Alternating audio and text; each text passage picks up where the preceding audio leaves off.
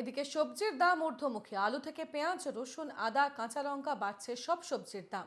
এই পরিস্থিতিতে বাজারগুলিতে চলছে টাস্ক ফোর্সের অভিযান।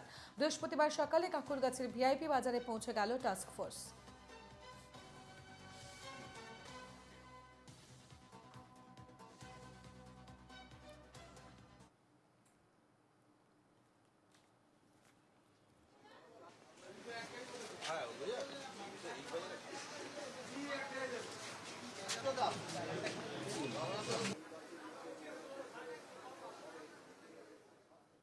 বিকল্প আমরা বলছি যে ইতিমধ্যেই বাজারে সাউথের পেঁয়াজ এসেছে। নাসিকের পেঁয়াজটার দাম বেশির কারণ হচ্ছে, নাসিকের পেঁয়াজের দাম বেশির কারণ মূলত যে এখানে নাসিক বাজার 4 দিন বন্ধ ছিল দেওয়ালি উপলক্ষে।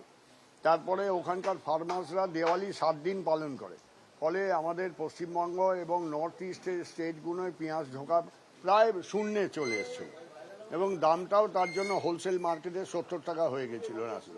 সেটা আস্তে আস্তে কমবে, ওদের যে নতুন ফসল যেটা সেটাও আসবে, কমবে। ইতিমধ্যেই সাউথের পেঁয়াজ 50 টাকা করে হোলসেল মার্কেটে, যেটা বাজারে 60 টাকা, সেটা এসে গেছে, পর্যাপ্ত এসে গেছে এবং বাজারে পেঁয়াজের কোনো সমস্যা নেই।